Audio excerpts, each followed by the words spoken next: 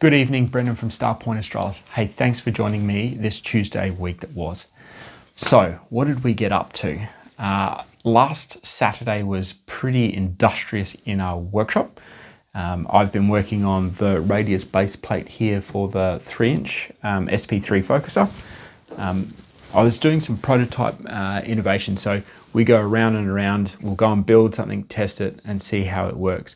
Now, we had to put in you'll be able to see that there.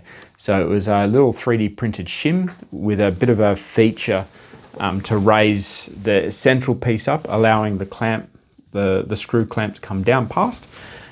So we iterated that and we've put that into the newer style interface.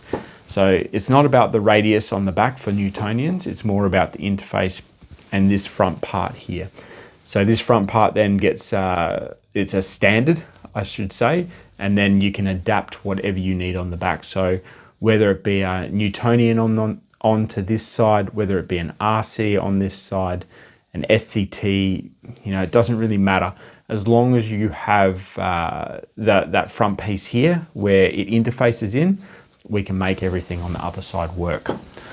So pretty excited how that's going. This weekend I had a bit of a play and worked through the computer aided manufacturer, or CAM, as opposed to CAD, so that we can run this onto the CNC.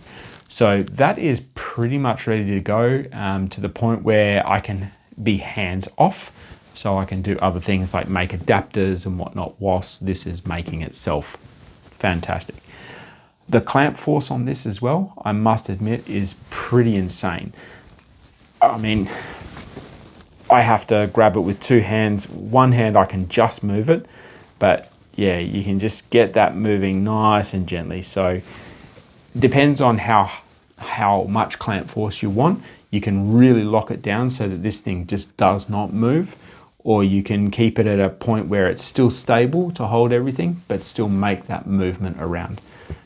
So pretty damn funky that is, and I'm happy with how it works. Very stable. The other part, obviously, I didn't show you this last week when I was showing you the eyepiece holders, but I wanted to show you this week. So 2-inch cat's eye collimator, locks in. This is really nice and tight, so there's very little movement side to side. I have to keep a little bit of movement in there to allow for variations in manufacture, but very little movement, and then that allows a nice little clamp down here. So clamp down on that. This is what it looks like with the other piece. So you can see that it comes right up nicely there. In it goes. Your 3 little thumb pieces come in, 1, 2, and 3. And then it now holds in nice. So fantastic little piece of kit, ready to go pretty much to anodizers. Other than that, yeah, everything's pretty much done on Dan's setup.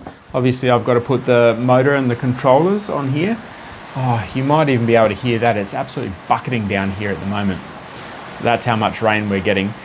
But yeah, so Dan is almost ready to go with this, and I'd say that's why the Astro Overlords are throwing rain at us, because they know that this thing's getting close. All right then, guys, I'm going to leave you to it, and we'll catch up with you next week. Hopefully we can have some more updates and see this thing actually maybe even work. Who knows? All right then, till then, I'll talk to you soon.